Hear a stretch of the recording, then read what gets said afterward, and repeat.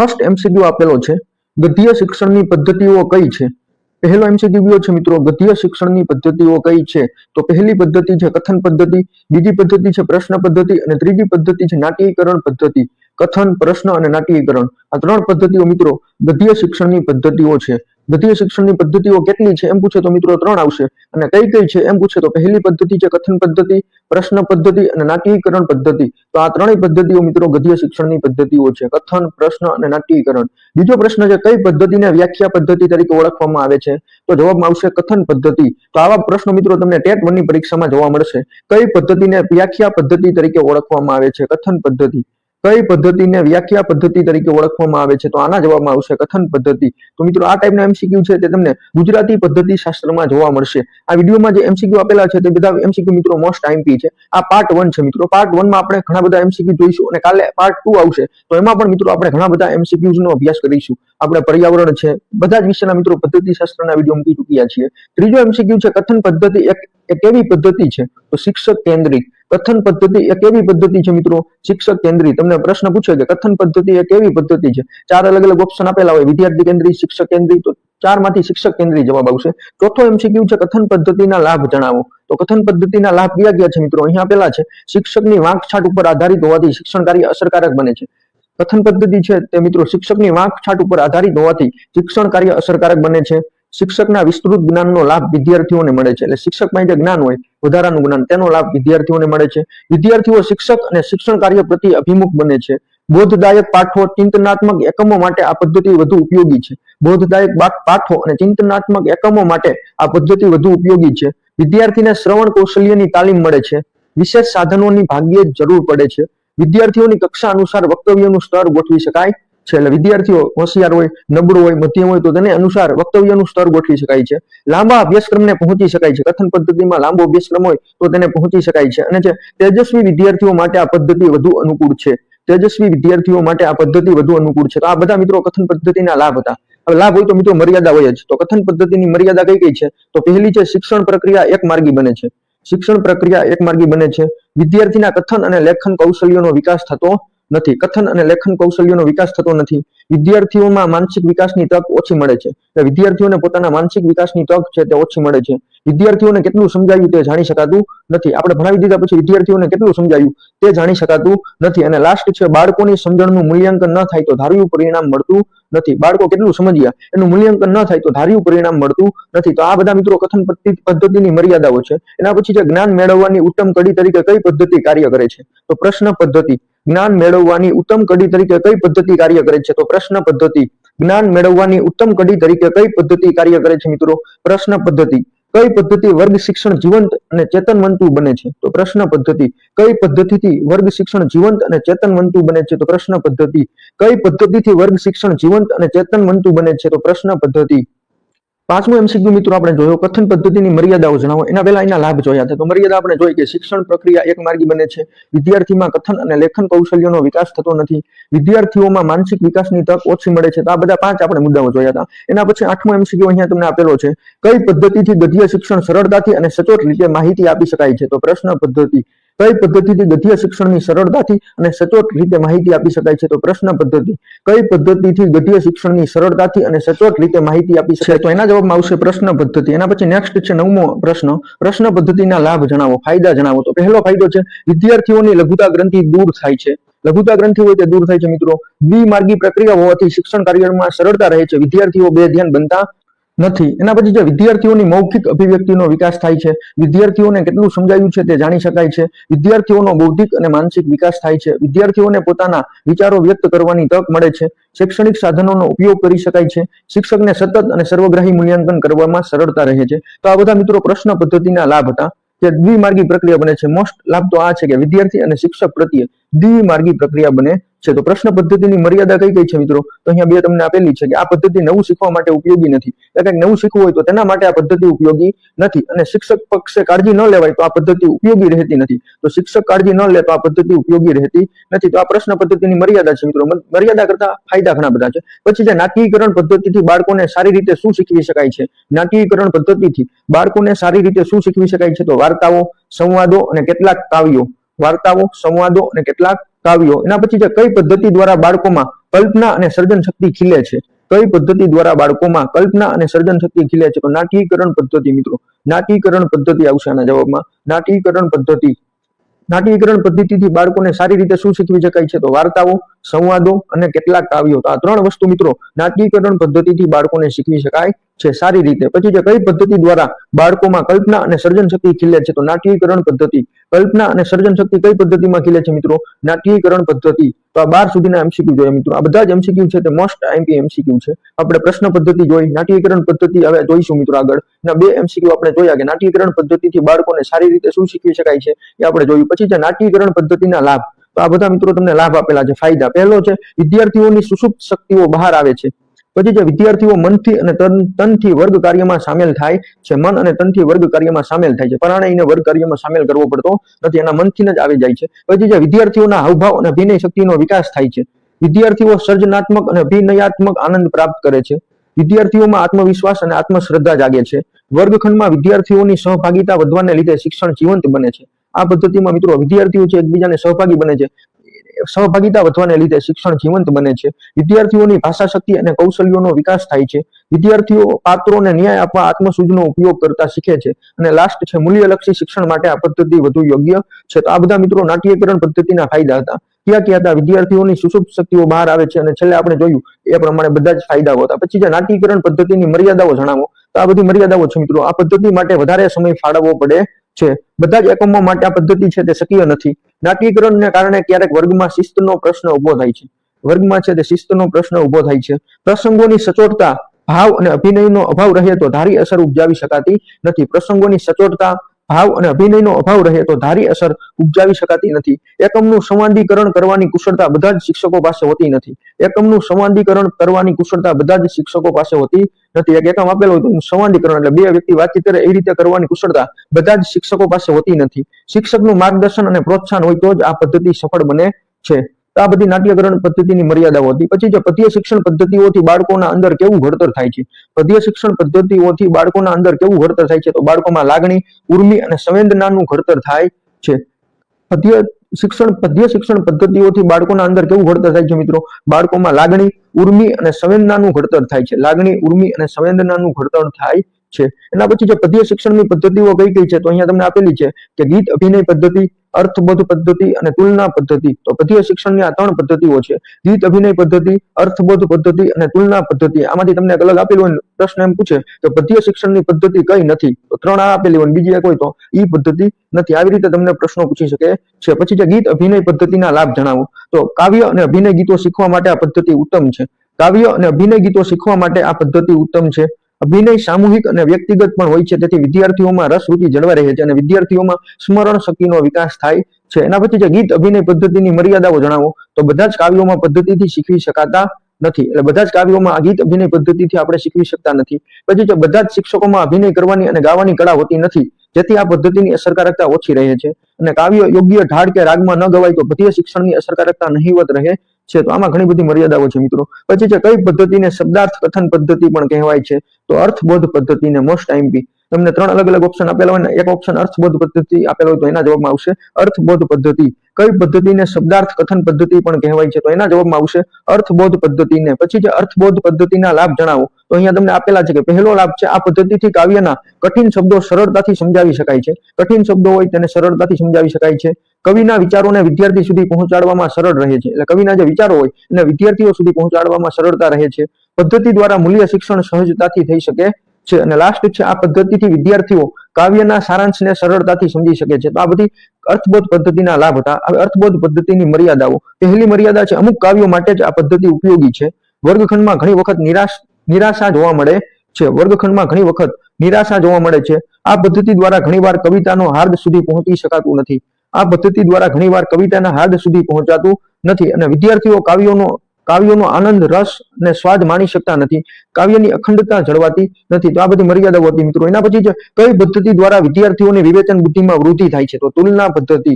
કઈ પદ્ધતિ દ્વારા વિદ્યાર્થીઓની વિવેચન બુદ્ધિમાં વૃદ્ધિ થાય છે? તુલના પદ્ધતિ. મિત્રો આ વિડીયોમાં આપણે ઘણી બધી પદ્ધતિનો અભ્યાસ કરીશું. એના પછી 24મો ક્વેશ્ચન છે તુલના પદ્ધતિના લાભ જણાવો. તો પહેલો લાભ છે વિદ્યાર્થીઓમાં તુલનાત્મક ક્ષમતાનો વિકાસ થાય છે.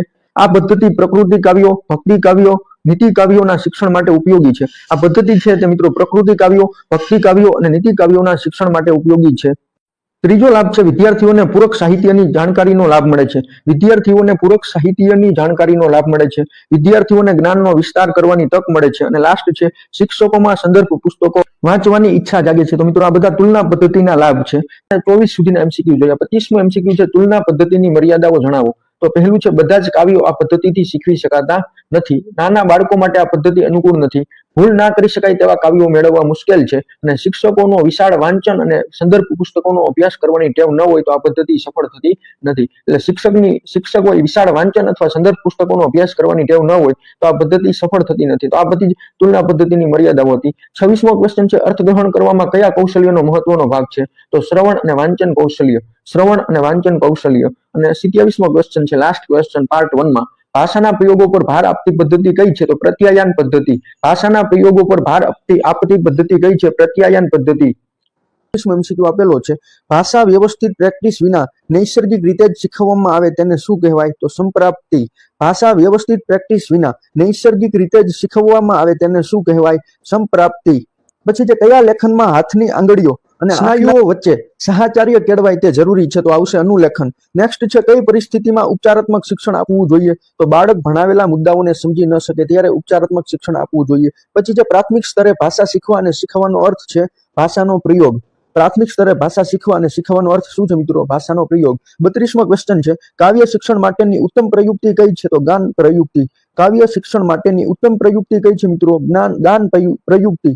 કાવ્ય શિક્ષણ માટેની ઉત્તમ પ્રયુક્તિ કઈ છે મિત્રો? ગાન પ્રયુક્તિ. પછી છે વ્યાકરણ શિક્ષણમાં ઉદાહરણની મદદથી સામાન્ય નિયમો તારવવાની ક્રિયા એટલે આગમન પદ્ધતિ. વ્યાકરણ શિક્ષણમાં ઉદાહરણની મદદથી સામાન્ય નિયમો તારવવાની ક્રિયા એટલે આગમન પદ્ધતિ. નેક્સ્ટ છે કઈ પદ્ધતિ પદ્ય શિક્ષણ માટે અસરકારક છે? તો અહીંયા તમને આપેલી છે કે ગીત અભિનય પદ્ધતિ, તુલના પદ્ધતિ અને રસાસ્વાદ પદ્ધતિ. તો આ ત્રણેય પદ્ધતિઓ છે તે મિત્રો પદ્ય શિક્ષણ માટે અસરકારક છે. કયા શિક્ષણ માટે? પદ્ય શિક્ષણ. કઈ પ્રયુક્તિ પદ્ધતિ? તો ગીત અભિનય પદ્ધતિ, તુલના પદ્ધતિ અને રસાસ્વાદ પદ્ધતિ. નેક્સ્ટ છે તુલના પદ્ધતિ એ કેવા શિક્ષણની પદ્ધતિ છે? તો પદ્ય શિક્ષણની. આવા પણ પ્રશ્નો તમને પૂછી શકે. ગીત અભિનય પદ્ધતિ એ કેવા શિક્ષણની પદ્ધતિ છે? પદ્ય શિક્ષણની. અને રસાસ્વાદ પદ્ધતિ એ કેવા શિક્ષણની પદ્ધતિ છે? તો પદ્ય શિક્ષણની. નેક્સ્ટ છે ભાષા સંસર્ગ પદ્ધતિ એ શિક્ષણની પદ્ધતિ છે? તો વ્યાકરણ. ભાષા સંસર્ગ પદ્ધતિ એ શિક્ષણની પદ્ધતિ છે? તો વ્યાકરણ શિક્ષણ. પછી છે વ્યવહારિક વ્યાકરણ શિક્ષણની પદ્ધતિ કઈ છે? તો ભાષા સંસર્ગ. વ્યવહારિક વ્યાકરણ શિક્ષણની પદ્ધતિ કઈ છે મિત્રો? ભાષા સંસર્ગ. ખાસ યાદ રાખજો. વ્યવહારિક વ્યાકરણ શિક્ષણની પદ્ધતિ કઈ છે? ભાષા સંસર્ગ. નેક્સ્ટ છે ભાષાના મુખ્ય 4 કૌશલ્યો કયા કયા છે? તો શ્રવણ, કથન, વાંચન અને લેખન. LSRW ઇંગ્લિશમાં કહેવાય LSRW. લિસનિંગ, સ્પીકિંગ, રીડિંગ અને રાઇટિંગ. તો શ્રવણ, કથન, વાંચન અને લેખન આ 4 મુખ્ય કૌશલ્યો છે. પછી જે કયા કૌશલ્ય ગ્રહણશીલ કૌશલ્યો છે? તો શ્રવણ અને વાંચન. આ બંને કૌશલ્યો મિત્રો ગ્રહણશીલ કૌશલ્યો છે. કયા કયા? શ્રવણ અને વાંચન. પછી જે કયું કૌશલ્ય અભિવ્યક્તિ લક્ષી છે? તો કથન અને લેખન. કયું કૌશલ્ય અભિવ્યક્તિ લક્ષી છે? તો કથન અને લેખન. પછી જે બાળક જ્યારે અનૌપચારિક રીતે પ્રથમ ભાષા શીખે છે તેને શું કહેવાય? તો ભાષા સંપાદન. બાળક જ્યારે અનૌપચારિક રીતે પ્રથમ ભાષા શીખે છે તેને શું કહેવાય? ભાષા સંપાદન. બાળક જ્યારે અનૌપચારિક રીતે પ્રથમ ભાષા શીખે છે તેને શું કહેવાય? ભાષા સંપાદન. નેક્સ્ટ છે ઔપચારિક શિક્ષણ દ્વારા ભાષાના નિયમો અને વ્યાકરણ શીખવાને શું કહેવાય? તો ભાષા અધ્યયન. ઔપચારિક શિક્ષણ દ્વારા ભાષાના નિયમો અને વ્યાકરણ શીખવાને શું કહેવાય? ભાષા અધ્યયન. ઔપચારિક શિક્ષણ દ્વારા ભાષાના નિયમો અને વ્યાકરણ શીખવાને શું કહેવાય? નિયમો અને વ્યાકરણ શીખવાને શું કહેવાય મિત્રો? ભાષા અધ્યયન. આપણે જોયું હતું કે 37મો ક્વેશ્ચન હતો વ્યવહારિક શિક્ષણની પદ્ધતિ કઈ છે? તો ભાષા સંસર્ગ. પછી જે ભાષાના મુખ્ય 4 કૌશલ્યો કયા કયા છે? મોસ્ટ ટાઈમ મિત્રો શ્રવણ, કથન, વાંચન અને લેખન. નેક્સ્ટ છે કયા કૌશલ્ય ગ્રહણશીલ કૌશલ્યો છે? તો શ્રવણ અને વાંચન. આ બંને કૌશલ્યો ગ્રહણશીલ કૌશલ્યો છે. એના પછી આપણે 42મો ક્વેશ્ચન જોઈ ગયા કે ઔપચારિક શિક્ષણ દ્વારા ભાષાના નિયમો અને વ્યાકરણ શીખવાને શું કહેવાય? તો ભાષા અધ્યયન. 43મો ક્વેશ્ચન છે ગુજરાતી ભાષા શિક્ષણમાં શ્રવણ કૌશલ્યોનો વિકાસ કરવા માટે કઈ પ્રવૃત્તિ સૌથી યોગ્ય છે? તો વાર્તા, કથન અને પ્રશ્નોત્તરી. ગુજરાતી ભાષા શિક્ષણમાં શ્રવણ કૌશલ્યોનો વિકાસ કરવા માટે કઈ પ્રવૃત્તિ સૌથી યોગ્ય છે? તો વાર્તા, કથન અને પ્રશ્નોત્તરી. 44મો ક્વેશ્ચન છે ભાષા વર્ગખંડમાં બહુભાષીયતાને કેવી રીતે જોઈ શકાય? તો સંસાધન તરીકે. ભાષા વર્ગખંડમાં બહુભાષીયતાને કેવી રીતે જોઈ શકાય? સંસાધન તરીકે. પછી જે વાંચન દરમિયાન કોઈ ચોક્કસ માહિતી શોધવાની પ્રક્રિયાને શું કહેવાય? સ્કેનિંગ. વાંચન દરમિયાન કોઈ ચોક્કસ માહિતી શોધવાની પ્રક્રિયાને શું કહેવાય? સ્કેનિંગ. પછી જે કઈ પદ્ધતિ મનોવૈજ્ઞાનિક પદ્ધતિ ગણાય છે? તો પ્રત્યક્ષ પદ્ધતિ. 4 અલગ અલગ ઓપ્શન આપેલા હોય તો એના જવાબમાં મિત્રો આવશે પ્રત્યક્ષ પદ્ધતિ. કઈ પદ્ધતિ મનોવૈજ્ઞાનિક પદ્ધતિ ગણાય છે? તો પ્રત્યક્ષ પદ્ધતિ. આપણે 42મો ક્વેશ્ચન જોયો હતો. એના પછી આપણે એના નેક્સ્ટ જોઈશું 47મો ક્વેશ્ચન. ભાષા શિક્ષણમાં ઇમર્શનનો અર્થ શું થાય છે? ઇમર્શન તો લક્ષ ભાષાના સંપૂર્ણ વાતાવરણમાં શિક્ષણ આપવું. લક્ષ ભાષાના સંપૂર્ણ વાતાવરણમાં શિક્ષણ આપવું એટલે થાય ઇમર્શન. ભાષા શિક્ષણમાં ઇમર્શનનો અર્થ શું થાય છે મિત્રો? લક્ષ ભાષાના સંપૂર્ણ વાતાવરણમાં શિક્ષણ આપવું. પછી જે કયું કૌશલ્ય અન્ય કૌશલ્ય માટે આધારભૂત છે? તો શ્રવણ. કયું કૌશલ્ય અન્ય કૌશલ્ય માટે આધારભૂત છે મિત્રો? શ્રવણ. કયું કૌશલ્ય અન્ય કૌશલ્ય માટે આધારભૂત છે? શ્રવણ. નેક્સ્ટ છે શ્રવણ કૌશલ્યનો મુખ્ય ઉદ્દેશ શું છે? તો મુખ્ય ઉદ્દેશ છે મિત્રો સાંભળીને અર્થગ્રહણ કરવું અને સમજવું. નેક્સ્ટ છે વર્ગખંડમાં શ્રવણ કૌશલ્યના વિકાસ માટે સૌથી ઉપયોગી પ્રવૃત્તિ કઈ છે? તો શિક્ષક દ્વારા વાર્તાનું આદર્શ કથન. શિક્ષક દ્વારા વાર્તાનું આદર્શ કથન આ છે તે શ્રવણ કૌશલ્યના વિકાસ માટે સૌથી ઉપયોગી પ્રવૃત્તિ છે. કઈ? શિક્ષક દ્વારા વાર્તાનું આદર્શ કથન. 48મો ક્વેશ્ચન આપણે જોયો હતો કે કયું કૌશલ્ય અન્ય કૌશલ્ય માટે આધારભૂત છે? તો શ્રવણ. ભાષા શિક્ષણમાં પુનરાવર્તનનું મહત્વ શું છે મિત્રો? શેકેલા જ્ઞાનનું દ્રઢીકરણ કરવું. 52મો ક્વેશ્ચન છે વિદ્યાર્થી શિક્ષકની સૂચનાઓનું યોગ્ય રીતે પાલન કરે છે તે કયા કૌશલ્યને સફળતા દર્શાવે છે? તો શ્રવણ. વિદ્યાર્થી શિક્ષકની સૂચનાઓનું યોગ્ય રીતે પાલન કરે છે તે કયા કૌશલ્યનું સફળતા દર્શાવે છે? કયા કૌશલ્યની સફળતા દર્શાવે છે? તો શ્રવણ. પછી છે અસરકારક શ્રવણમાં કયું તત્વ અનિવાર્ય છે? જરૂરી છે? તો એકાગ્રતા અને ધ્યાન. અસરકારક શ્રવણમાં કયું તત્વ અનિવાર્ય છે? જરૂરી છે? તો એકાગ્રતા અને ધ્યાન. 54મો ક્વેશ્ચન છે શ્રવણ કૌશલ્યના મૂલ્યાંકન માટે કઈ પદ્ધતિનો ઉપયોગ કરી શકાય? તો સાંભળેલી વાર્તા પરથી પ્રશ્નોના મૌખિક જવાબ આપવા. શ્રવણ કૌશલ્યના મૂલ્યાંકન માટે કઈ પદ્ધતિનો ઉપયોગ કરી શકાય? સાંભળેલી વાર્તા પરથી પ્રશ્નોના મૌખિક જવાબ આપવા. 55મો ક્વેશ્ચન છે કથન કૌશલ્યનો વિકાસ એટલે શું? તો યોગ્ય ઉચ્ચારણ, સ્પષ્ટતા અને પ્રવાહ સાથે વિચારોની મૌખિક અભિવ્યક્તિ. કથન કૌશલ્યનો વિકાસ એટલે શું આપણે જોયું મિત્રો. એના પછી 56મો ક્વેશ્ચન છે કથન કૌશલ્યના વિકાસ માટે સૌથી શ્રેષ્ઠ પ્રવૃત્તિ કઈ ગણાય? તો ચિત્ર જોઈને મૌલિક વર્ણન કરવું. ચિત્રો જોઈને મૌલિક વર્ણન કરવું એ કથન કૌશલ્યના વિકાસ માટે સૌથી શ્રેષ્ઠ પ્રવૃત્તિ ગણાય છે. 57મો ક્વેશ્ચન છે વિદ્યાર્થીનું શરમાળપણું દૂર કરવા અને કથનનો આત્મવિશ્વાસ વધારવા અપનાવશો તો એના જવાબમાં આવશે નાની જૂથ ચર્ચા અને ભૂમિકા ભજવવાની તક આપવી. પછી જે કથન કૌશલ્યના મૂલ્યાંકન માટે કયું માપદંડ યોગ્ય નથી? તો હસ્તાક્ષરની સુંદરતા. 4 અલગ અલગ ઓપ્શન આપ્યો તો જવાબમાં આવશે હસ્તાક્ષરની સુંદરતા. 59મો ક્વેશ્ચન છે બાળકોમાં ઉચ્ચારણની ભૂલો સુધારવા માટે શિક્ષકે શું કરવું જોઈએ? તો શિક્ષકે પોતે શુદ્ધ ઉચ્ચારણ કરીને આદર્શ પૂરો પાડવો. એટલે ઉચ્ચારણ છે તે બાળકોનું આપમેળે સુધરી જશે. શિક્ષકે પોતે શુદ્ધ ઉચ્ચારણ કરીને આદર્શ પૂરો પાડવો. 60મો ક્વેશ્ચન છે વાંચન કૌશલ્યનો સૌથી મહત્વનો હેતુ કયો છે? તો વાંચેલું લખાણ સમજીને અર્થગ્રહણ કરવું. વાંચન કૌશલ્યનો સૌથી મહત્વનો હેતુ કયો છે મિત્રો? વાંચેલું લખાણ સમજીને અર્થગ્રહણ કરવું. પછી જે પ્રાથમિક સ્તરે મૂક વાંચનની શરૂઆત કયા ધોરણથી કરવી યોગ્ય છે? તો ધોરણ 3. પ્રાથમિક સ્તરે મૂક વાંચનની શરૂઆત કયા ધોરણથી કરવી યોગ્ય છે? ધોરણ 3 મોસ્ટ આઈએમપી. પછી જે ભાષા શિક્ષણનો મહત્વનો હેતુ કયો છે? બાળક ભાષા કઈ રીતે શીખે છે? તો અનુકરણ, અવલોકન, અનુભવ અને સતત વ્યવહારમાં ઉપયોગથી. 64મો ક્વેશ્ચન છે અર્થગ્રહણથી બાળકમાં કઈ શક્તિ વધે છે? તો વિચાર શક્તિ. 65મો એમસીક્યુ છે ભાષા શિક્ષણનું મહત્વનું લક્ષ્ય કયું છે? તો અભિવ્યક્તિ અને પ્રત્યાયન. ભાષા શિક્ષણનું મહત્વનું લક્ષ્ય કયું છે મિત્રો? અભિવ્યક્તિ અને પ્રત્યાયન. અભિવ્યક્તિ સબળ અને સશક્ત ક્યારે બને છે? તો ભાષાના કથનના અને લેખનના કૌશલ્યો હસ્તગત કરવાથી. અભિવ્યક્તિ સબળ અને સશક્ત ક્યારે બને છે? ભાષાના કથનના અને લેખનના કૌશલ્ય હસ્તગત કરવાથી. 67મો ક્વેશ્ચન છે ભાષા શિક્ષણના અધ્યયન ક્ષેત્રમાં કઈ બાબતોનો સમાવેશ થાય છે? તો શબ્દ ભંડોળ, વ્યાકરણ, લેખન અને વાંચન ક્ષેત્ર. ભાષા શિક્ષણના અધ્યયન ક્ષેત્રમાં કઈ બાબતોનો સમાવેશ થાય છે? શબ્દ ભંડોળ, વ્યાકરણ, લેખન અને વાંચન ક્ષેત્ર. શિક્ષણ પ્રક્રિયાની પાયાની બાબત કઈ છે? તો અભ્યાસક્રમ. શિક્ષણ પ્રક્રિયાની પાયાની બાબત કઈ છે મિત્રો? અભ્યાસક્રમ. 69મો ક્વેશ્ચન છે ભાષા શિક્ષણનું પ્રથમ અને અંતિમ પગથિયું કયું છે? તો શ્રવણ અને લેખન. ભાષા શિક્ષણનું પ્રથમ અને અંતિમ પગથિયું કયું છે? શ્રવણ અને લેખન. Listening and writing. પછી જે ભાષા શિક્ષણના કયા કૌશલ્યનો સૌથી વધુ ઉપયોગ થાય છે? તો કથન. ભાષા શિક્ષણના કયા કૌશલ્યનો સૌથી વધુ ઉપયોગ થાય છે? કથન. ભાષા શિક્ષણનું મુખ્ય પાસું કયું છે? તો શ્રવણ, અર્થગ્રહણ અને અભિવ્યક્તિ. ભાષા શિક્ષણનું મુખ્ય પાસું કયું છે? શ્રવણ, અર્થગ્રહણ અને અભિવ્યક્તિ. 72મો ક્વેશ્ચન છે માતૃભાષા શિક્ષણના અભિવ્યક્તિ કૌશલ્યમાં શેનો સમાવેશ થાય છે? તો કથન અને લેખન. માતૃભાષા શિક્ષણના અભિવ્યક્તિ કૌશલ્યમાં શેનો સમાવેશ થાય છે? કથન અને લેખન. 73મો ક્વેશ્ચન છે શરૂઆતમાં બાળકો અસ્પષ્ટ લખે છે કારણ કે અસ્પષ્ટ લખે છે કારણ કે તેમની આંગળીઓની માંસપેશીઓ વિકસિત થઈ હોતી નથી. તેમની આંગળીઓની જે માંસપેશીઓ હોય તે વિકસિત થઈ હોતી નથી એટલે છે તેઓ અસ્પષ્ટ લખે છે. પછી જે શ્રવણ કૌશલ્યો સાથે કઈ બાબત સંકળાયેલી છે? તો ઉચ્ચારણ શુદ્ધિ, અર્થગ્રહણ અને એકાગ્રતા. શ્રવણ કૌશલ્યો સાથે કઈ બાબત સંકળાયેલી છે? તો ઉચ્ચારણ શુદ્ધિ, અર્થગ્રહણ અને એકાગ્રતા. આ ત્રણેય બાબત છે તે મિત્રો શ્રવણ કૌશલ્યો સાથે સંકળાયેલી છે. શ્રવણ કૌશલ્ય સાથે સંકળાયેલી છે કઈ કે મિત્રો? ઉચ્ચારણ શુદ્ધિ, અર્થગ્રહણ અને એકાગ્રતા. એના પછી 75મો એમસીક્યુ છે શ્રવણ કૌશલ્યને શીખવવા કઈ બાબતને ધ્યાનમાં લેવામાં આવે છે? તો લિપિ ચિહ્નો અને તેનો ઉચ્ચાર, લિપિ ચિહ્નો અને તેનો ઉચ્ચાર, સ્વર વ્યંજનનો ઉચ્ચાર ભેદ અને સાંભળવામાં એકાગ્રતા. આ ત્રણ બાબતને છે તે ધ્યાનમાં લેવામાં આવે છે. 76મો ક્વેશ્ચન છે, ઉચ્ચાર શુદ્ધિથી સૌથી મોટો કયો ફાયદો થાય છે? તો અર્થના અનર્થ ટાળી શકાય છે. ઉચ્ચાર શુદ્ધિ જે મિત્રો સાચા ઉચ્ચારથી વાંચી શકે તો તે અર્થના અનર્થ છે તે ટાળી શકાય છે. અર્થ અલગ થતો હોય અને ઉચ્ચારણ બીજું કરે તો એ અનર્થ થઈ જાય. પછી છે, મુખ વાંચનમાં કઈ બાબત પર ભાર મૂકવામાં આવે છે? તો આરોહ અવરોહ યુક્ત ભાવવાહી વાંચન. મુખ વાંચનમાં કઈ બાબત પર ભાર મૂકવામાં આવે છે? આરોહ અવરોહ યુક્ત ભાવવાહી વાંચન. 78મો એમસીક્યુ છે, અશુદ્ધ ઉચ્ચારણથી સૌથી વધુ વિપરીત અસર કયા કૌશલ્ય પર પડે છે? તો લેખન. અશુદ્ધ ઉચ્ચારણથી સૌથી વધુ વિપરીત અસર કયા કૌશલ્ય પર પડે છે? લેખન.